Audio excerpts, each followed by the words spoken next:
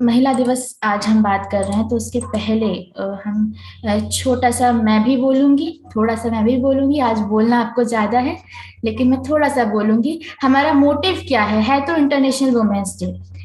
National नहीं है, हम चाहे तो मनाए ना मनाए, और कई लोग ये भी कहते हैं, और ये अच्छी बात भी है, सही बात भी है, कि कोई एक दिन स्पेशल नारियों के लिए नहीं बना है। वो तो हर दिन है।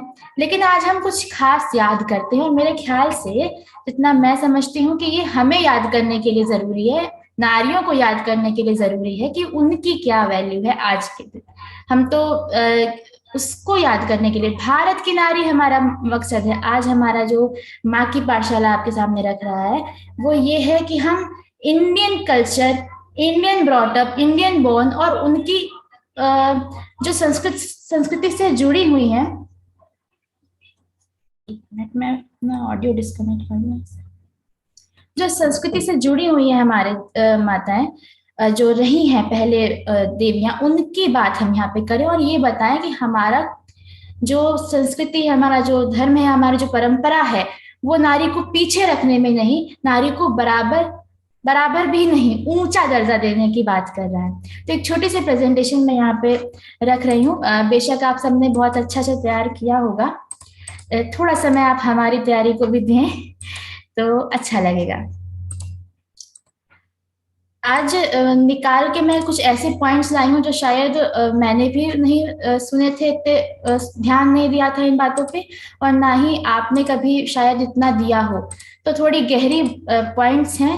बस नॉलेज के लिए एक चीज है आपके पास, मैं आपको प्रेजेंट करूँ, जिसमें नॉलेज के लिए कुछ एग्जांपल्स हैं जिनके तौर पे हम बताएंगे कि हमारा इतिहास क्या कहता है महिलाओं के बारे में। ठीक है।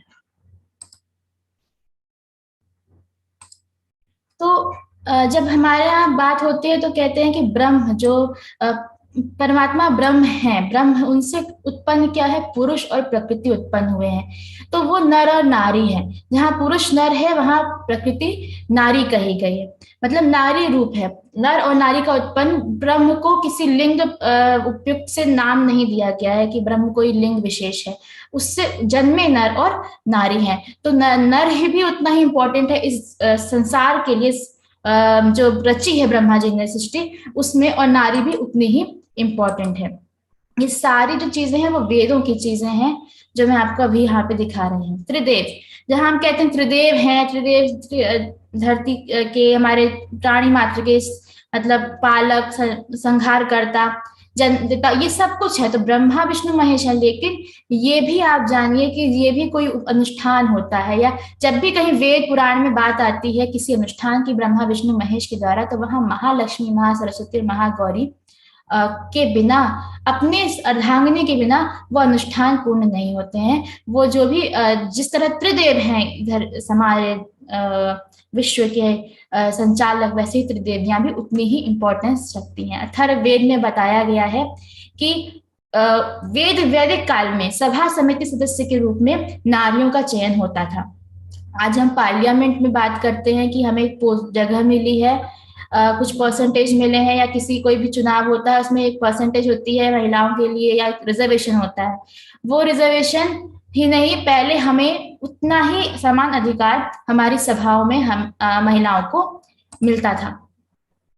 ये अथर्ववेद कहता है। तो ये जो वेद हमें हमें आज के लोग बताते हैं कि हमारी पोजीशन वहां नहीं थी, या नारी वैसे नहीं थी, शिक्षित नहीं थी, उनकी बात हम यहाँ पे आज आपसे कर रहे हैं। उनको जवाब क्या दे सकते हैं आप भी, और आज हम देते हैं, वो हम यहाँ पे बता रहे हैं। ऋषिकाएं, जो हमारे यहाँ ऋषि होते थे और ऋषिकाएं भी होती थी। तो ऋषिकाएं और ऋषिकाएं दो तरह की आपको कहने को मिलती थी, ब्रह्मवादिनी और सद्योद्वाहा। एक होती थी जो आजीवन ब्रह्मचर्य का पालन करके शोध वध वगैरह करती थी, और सद्योद्वाहा जो विवाह करती थी और फिर भी आगे जाके ऋषिकार का ऋषिकाएं रहती थी, मतलब कार्य करती थी। जो ऋषि संशोध हो गए, यज्ञ हो गए, ज्ञान अर्जन हो गया, तपस्या हो गई, ये सब करती थी।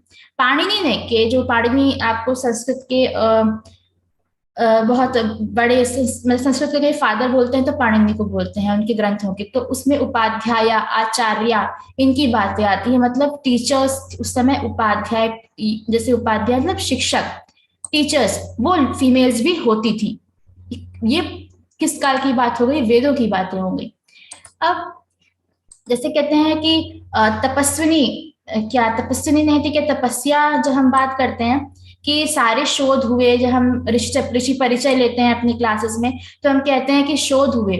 वो शोध सिर्फ पुरुषों ने किए नहीं, महिलाओं के भी शोध थे। क्या तपस्या सारी पुरुषों ने की? नहीं, ऋषिकाओं की भी तपस्या थी। कहीं ना कहीं हम भूल गए, हमारे इतिहास में उसको शायद छुपा दिया गया एक काल के बाद, लेकिन ऐसा नहीं है, उसको उजागर करना। तपस्या की बात करें तो जब हम राम जी के जन्म की बात करते हैं, तो उस समय मनु, भगवत शक्ति के अवतरण के लिए मनु ने, जो मनु थे, उनने तप किया था। उसमें उनकी पत्नी शत्रुपा ने जब साथ दिया, तब उनकी तपस्या सफल हुई। मनु ने बहुत वर्ष तप किया, लेकिन जब शत्रुपा ने उनका साथ दिया, तब उनकी सफल हुई। शत्रुपा को कौशल्या का अवतार मिला, और फिर उनकी कोख में राम जी आए, विष्णु जी का अवतरण हुआ।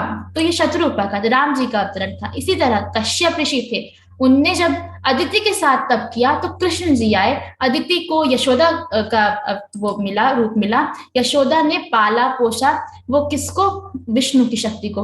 मतलब शक्ति के अवतरण के लिए भी एक तपस्या करी हुई कोक की आवश्यकता जब पड़ी, तो भगवान भी किसकी कोख में आए थे?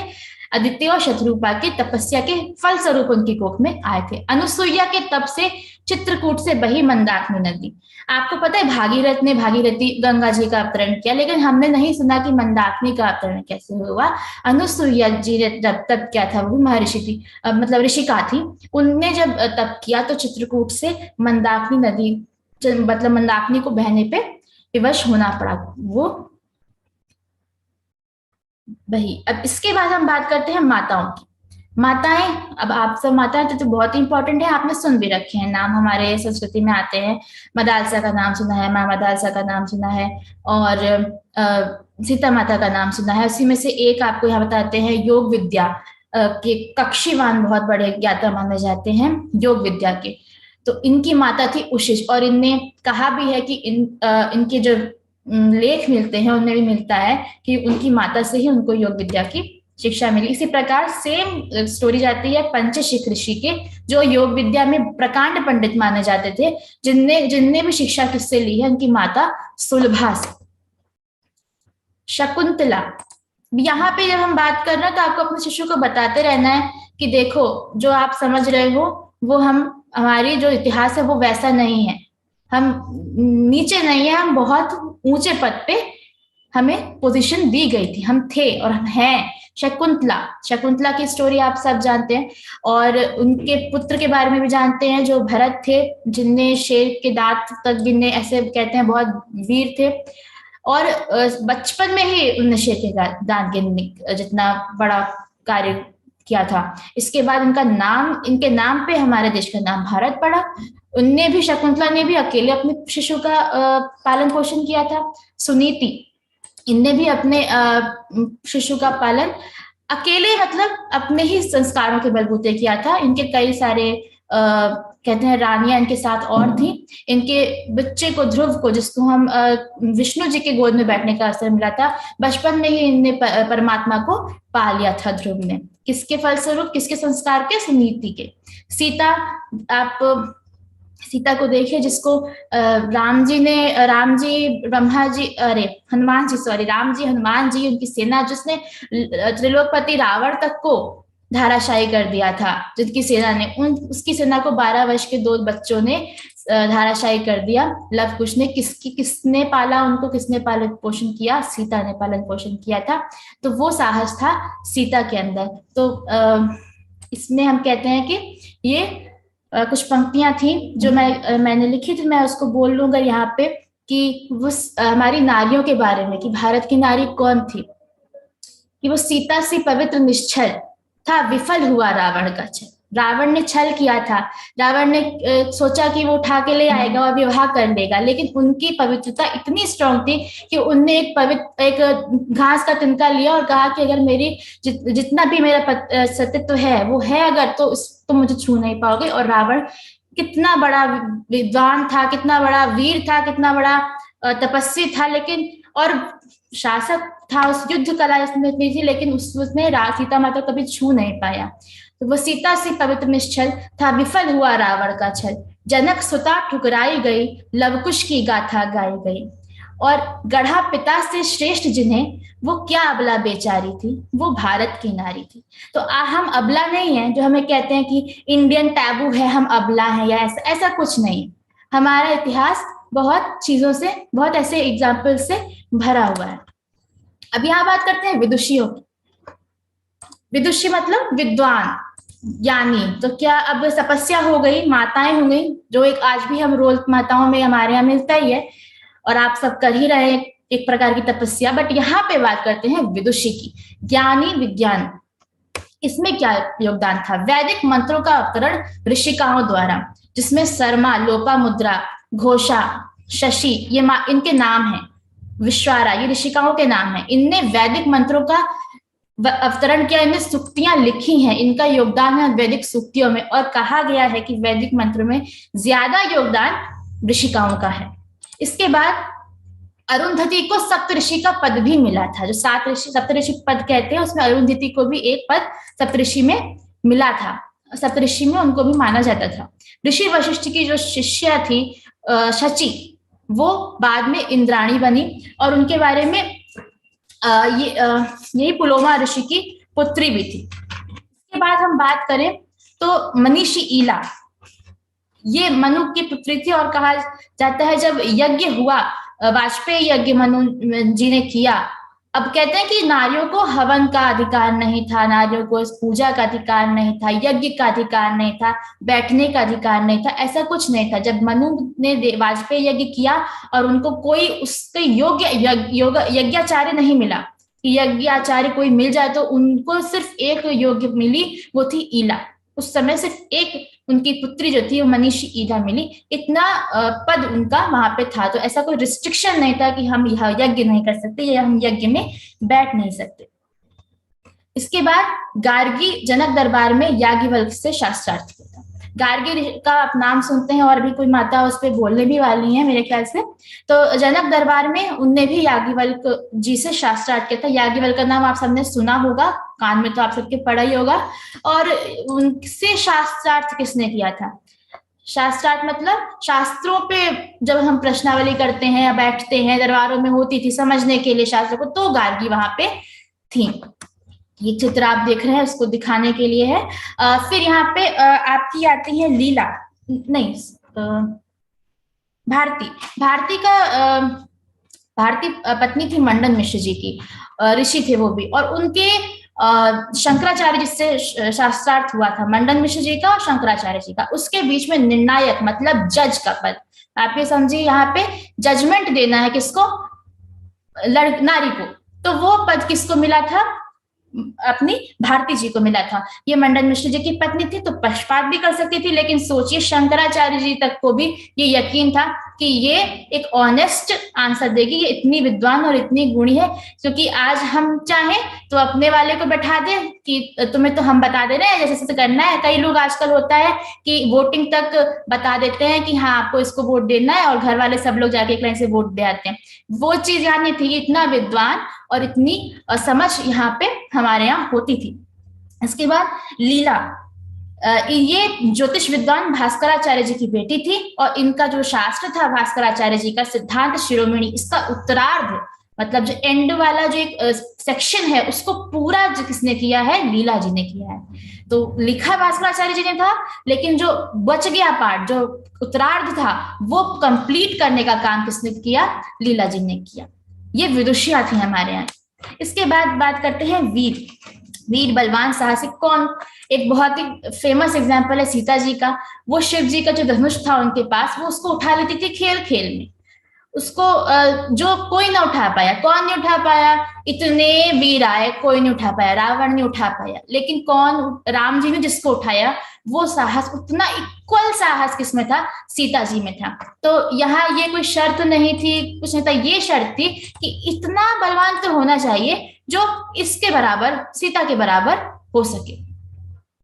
इसके बाद कैकेयी को हम बोलते हैं, उस समय ये भी था कि जब कई ऐसे देवासुर संग्राम होते थे देव और असुर के बीच में, जिसमें जब तक महिलाएं जब पार्ट लेती थी तो वो जीत मिलना बहुत क्लोज हो जाता था। वैसे ही कैकेयी का एक एग्जाम्पल आता है। जब शंबर के साथ में इंद्रदेव ने युद्ध किया था, तो दशरथ ने उसमें भागीदारी दी थी, और उनके साथ कैकेयी ने उनके दी थी, जिसमें आपको पता है कि 2 वचन उनने मांगे थे, कैकेयी मतलब दिए थे दशरथ जी ने। कौटिल्य के अर्थशास्त्र में, कौटिल्य मतलब चाणक्य, उनके अर्थशास्त्र में धनुर्धारी महिलाओं का वर्णन आता है। तो ये कौन सा काल हो गया? ये आपका सिकंदर पोरस वाला काल हो गया, जब आपको धनुर्धारी महिलाएं मिलती थी। इसके बाद आप धर्म रक्षण के लिए भी, धर्म को बचाने के लिए भी, समाज में भी कई ऐसी महिलाएं थी जिनने अपना योगदान दिया। देवहूति, रोमशा, ऐसे नाम आपको मिलते हैं, और अभ्रण ऋषि की पुत्री थी। ये सब देवहूति, रोमशा, इनने घर को छोड़ दिया था इसलिए कि वो ज्ञान धर्म को बचाने के लिए जगह जगह भ्रमण करती थी और संदेश देती थी। इसी तरह अभ्रण ऋषि की जो पुत्री थी, उनने गुरुकुल की स्थापना की थी। देवहूति के बताऊं तो ये बृहस्पति की पुत्री थी, ऋषि बृहस्पति की पुत्री, और रोमशा भी भव्य ऋषि की पुत्री थी। हालांकि आपको इतना सब याद नहीं रहेगा, इसलिए मैंने यहाँ पे नोट नहीं किया है।